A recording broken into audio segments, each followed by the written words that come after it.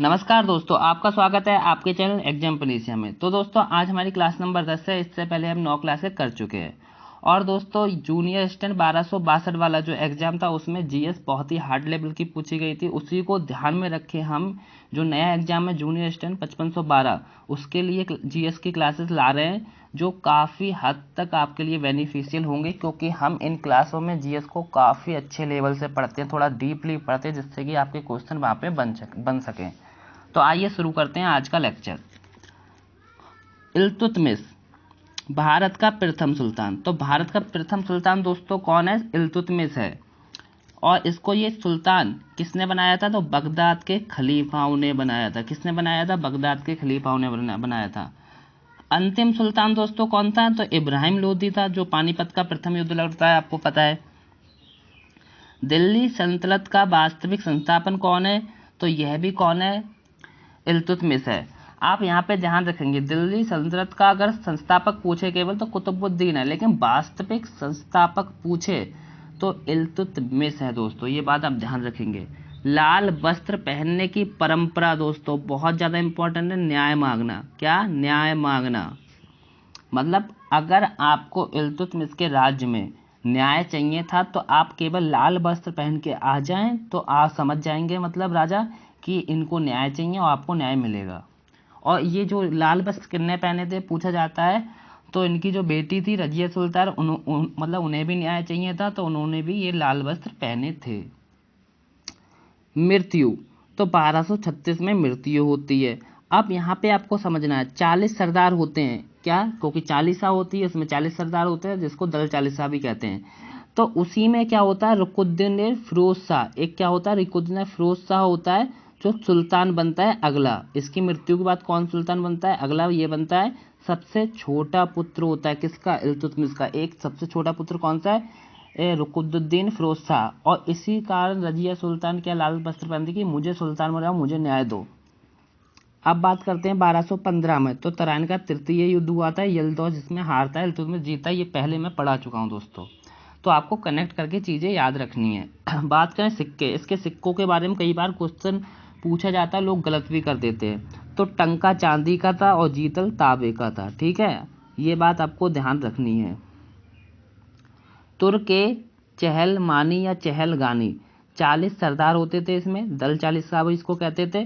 और इसको ख़त्म किसने करा था दोस्तों? मैंने पिछले लेक्चर में आपको बता चुका हूँ, तो बलबन ने ख़त्म करा था। और एकता प्रणाली किसने ख़त्म करी थी? तो अलाउद्दीन खिलजी ने ख़त्म करी थी। और लेके कौन आता है? तो इल्तुतमिश लेके आता है। एकता प्रणाली क्या थी? तो धन भूमि से संबंधित थी। जो धन या भूमि से संबंधित कौन सी प्रणाली थी? एकता प्रणाली थी। अब हम बात करेंगे इसकी पुत्री की, रजिया सुल्तान दोस्तों।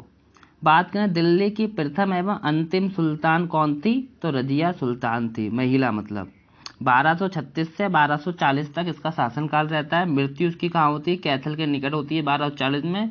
और इसका जो इल्तुतमिश का शासनकाल है वो 1211 से 1236 तक चलता है। वर्नाकुलर एक्ट, मुंह बंद करने वाला अधिनियम। दोस्तों मैं पिछली क्लास में आपको पूरे तरीके से पूरा डिटेल में ये मैंने पढ़ाया है। तो ये कौन लेके आता है? लिटिन लेके आता है, 1878 में लेके आता है, और इसको रिपन खत्म कर देता है दोस्तों।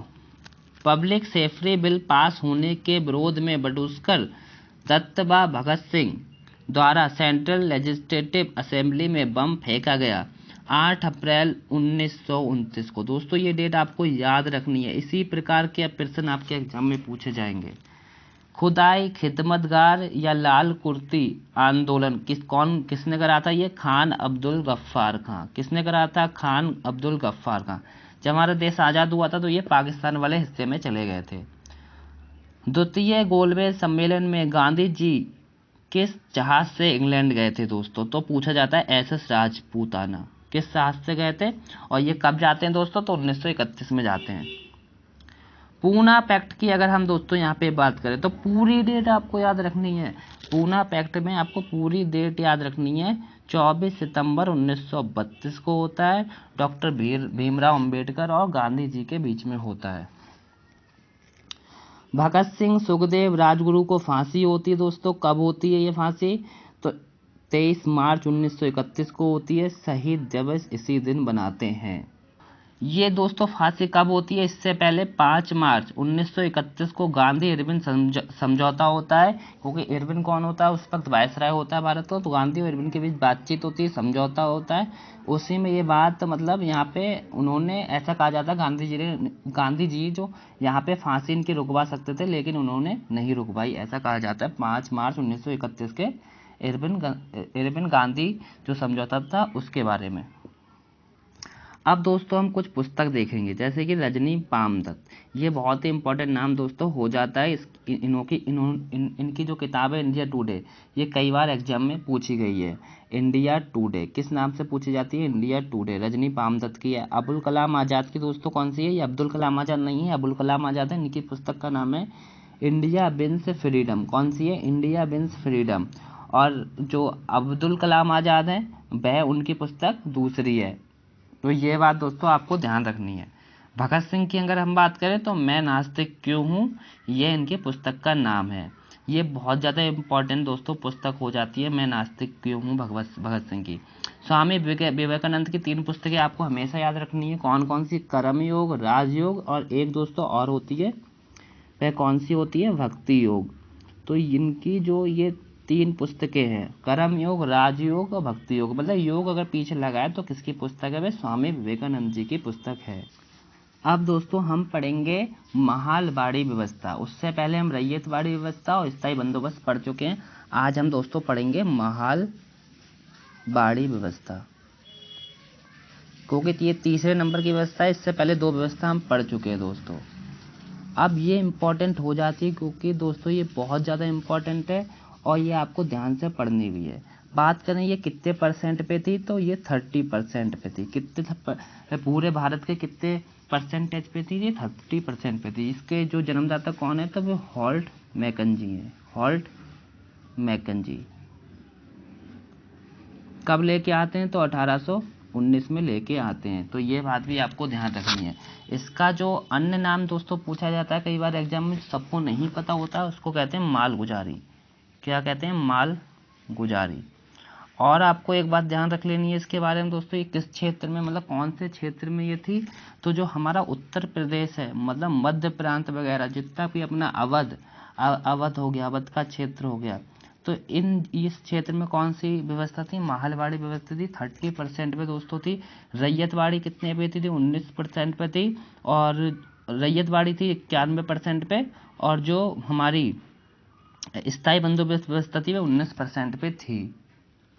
तो आपको ये तीसरी व्यवस्था के बारे में थोड़ा थोड़ा ध्यान रखना है कि ये कितने परसेंट पे? 30% पे 1819 में हॉल्ट मैकेंजी लेके आते हैं। मालगुजारी इसको दूसरा नाम है। ये ज़्यादा इंपॉर्टेंट दोस्तों बात हो जाती है। और यूपी हमारा जो क्षेत्र है, यूपी प्लस अवध हो गया, ये मतलब इस भाग पे ये व्यवस्था थी। अब दोस्तों मैं यहाँ पर थोड़ा थोड़ा आपको डिफरेंस बता देता हूँ, तीनों जो व्यवस्था थी वह किस प्रकार थी। तो यहाँ पे मैं चार्ट बना लेता हूँ। पहली जो थी वो स्थायी थी, स्थायी बंदोबस्त व्यवस्था थी। दूसरी रैयतवाड़ी थी, रैयतवाड़ी। और तीसरी महालवाड़ी। अब आपको ध्यान रख लेना है ये कितने परसेंट पे थी? जो स्थायी बंदोबस्त व्यवस्था थी ये 19% पे थी, 51% पे थी, 51 है ये। और ये हमारी जो थी वो 30% पे थी।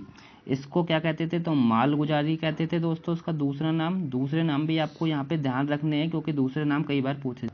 और इसको मैंने बताया था, तो क्या कहते हैं? जागीरदारी प्रथा। क्यों कहते हैं? क्योंकि यहाँ पे जो मतलब जो जमींदार थे, इसको जमींदारी प्रथा भी कहते हैं। जमींदार यहाँ पे भूमि का स्वामी होते थे।